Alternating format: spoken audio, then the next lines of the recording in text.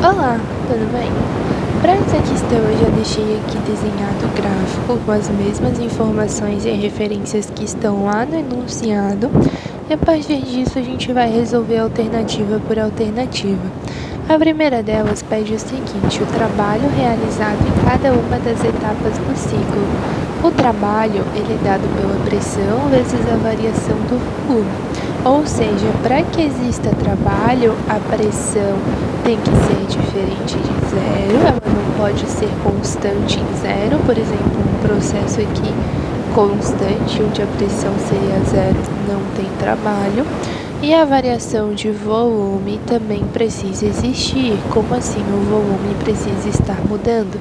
Se o volume continua o mesmo, por exemplo, se não tem nenhuma mudança de volume, isso é porque a variação é nula e assim o trabalho também é nulo.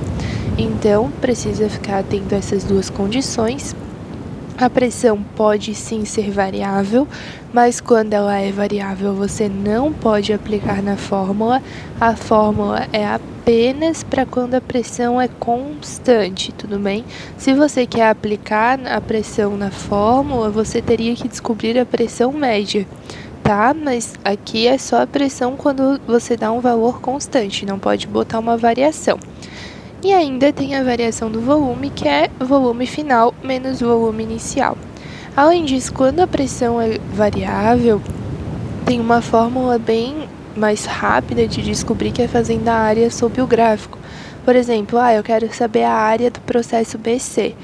Então, para saber o trabalho do processo BC, né? Então, eu venho aqui e faço toda essa área aqui até o eixo X, tá? Muito cuidado para não confundir. A área até achar a outra linha aqui seria a área do ciclo, tá? Que informa o trabalho do ciclo. Se você quer saber o trabalho de um processo, você precisa pegar a linha que define esse processo, estender ela até o eixo X e fazer toda essa área, tá legal? Vamos fazer aqui, o trabalho de AB. AB não tem nenhuma variação de volume, continua sendo 1 vezes 10 na menos 3 metros cúbicos. Se não varia o volume, o ΔV é zero, portanto o trabalho já é zero. Aqui no BC, a gente tem tanto variação de pressão quanto variação de volume, então a gente aplica na área. Então, vamos lá. Aqui eu tenho um trapézio. Se eu fizer toda essa área aqui, aqui eu tenho a base menor, a base maior e a minha altura. Então, isso aqui é uma figura que é um trapézio. A base menor é 4 vezes 10 na 3, perdão, 4 vezes 10 na 5 Newton metro quadrado, a base maior é 5 vezes 10 na 5 Newton quadrado. E a variação de volume, é aqui menos aqui. 6 menos 1 dá 5 vezes 10 a menos 3 sobre 2. O trabalho de BC, esse aqui, 4 mais 5 dá 9 vezes 10 na 5. 9 vezes 5 dá 45. 10 na 5 vezes 10 na menos 3 dá 10 na 2. Então, o trabalho de BC é igual a 45 vezes 10 na 2 sobre 2. 45 dividido por 2 dá 22,5 vezes 10 na 2. Mas a gente tem que apresentar na forma de notação científica, então fica 2,25 vezes 10 na 3 joules.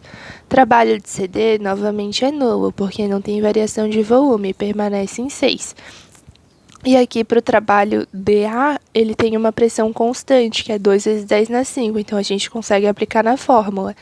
2 vezes 10 na 5 é a pressão, a variação de volume é o volume final menos o volume inicial, então fica 1 vezes 10 na menos 3 menos 6 vezes 10 na menos 3, então dá menos 5 vezes 10 na menos 3. 2 vezes menos 5 é menos 10. 10 na 5 vezes 10 na menos 3 é 10 na 2. Então, fica menos 10 vezes 10 na 2, que dá menos 1 vezes 10 na 3 joules. Então, aqui a gente já tem o valor do trabalho, né, de todos esses processos, e daí, cuidado que aqui é negativo, né, então tem que acompanhar o sinal. E então, nós podemos ir para a alternativa B, que fala o seguinte: o trabalho total realizado pelo gás ao completar o ciclo. Quando a gente tem o ciclo completo, o trabalho total nada mais é do que a soma de todos os trabalhos de todos os processos. ao invés da gente calcular a área, né, que você também poderia fazer calculando a área desse ciclo, que também é um trapézio, a gente pode simplesmente somar os valores que a gente já descobriu aqui em cima, né, que a gente já teve o trabalho de descobrir, é só pegar e somar. Trabalho total é igual a 0, mais 2,25 vezes 10 na 3, mais 0, mais menos 1 vezes 10 na 3. O trabalho total fica 2,25 vezes 10 na 3, menos 1 vezes 10 na 3, né? Que mais com menos fica menos. 2,25 menos 1 fica 1,25 vezes 10 na 3 joules. E assim a gente já tem o trabalho total. Se você quisesse, poderia fazer a área, mas daí teria mais um trabalho, mais uma conta. Aqui era só pegar todos os processos que a gente já tinha e somar para formar o trabalho total.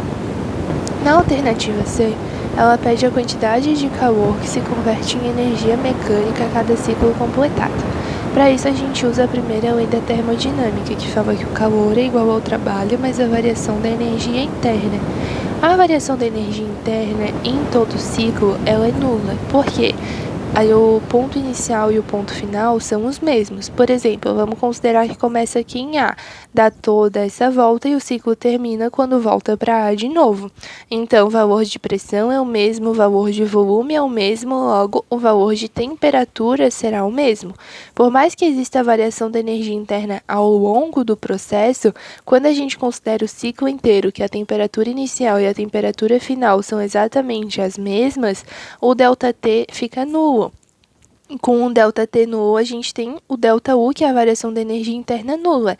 Então, com esse valor aqui nulo, a gente tem que a quantidade de calor é igual ao trabalho.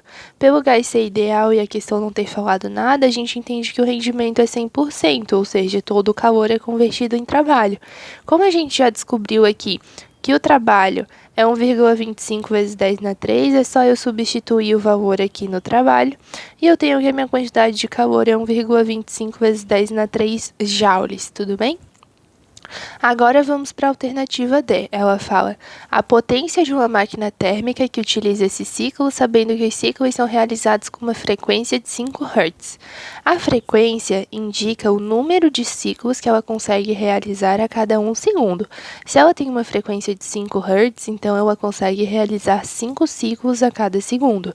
Por isso que para descobrir o período é o tempo que demora para fazer um ciclo. O período é 1 sobre F.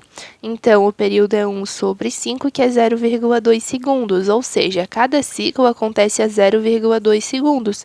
Por isso que conseguimos completar 5 ciclos a cada 1 segundo, que é a frequência. Tudo bem? Então, a gente já descobriu o tempo que demora um ciclo. Sabendo que a potência é igual à energia sobre o tempo, e eu já tenho aqui o tempo para um ciclo, agora é só eu fazer a energia. A energia nada mais é do que o trabalho. O trabalho representa a variação de energia, tudo bem? Tanto que os dois são dados em joule. Por quê? Porque os dois são referentes à energia. A gente já viu aqui que o trabalho é 1,25 vezes 10 na 3 joules. Então, a energia de um ciclo é 1,25 vezes 10 na 3 joules. Isso aqui eu botei tudo em função para um ciclo, mas você também poderia entender que 5 ciclos acontecem a cada 1 segundo e você multiplicar essa energia de um ciclo por 5 e colocar o tempo de 1 segundo, né, pela função da frequência, também daria para fazer. Então, aqui a pressão é igual a 1,25 vezes 10 na 3, que é a energia, sobre 0,2. Isso aqui dá 6,25 vezes 10 na 3 watts, que é igual a 6,25 vezes 10 na 3 joules por segundo. E assim nós temos todas as alternativas.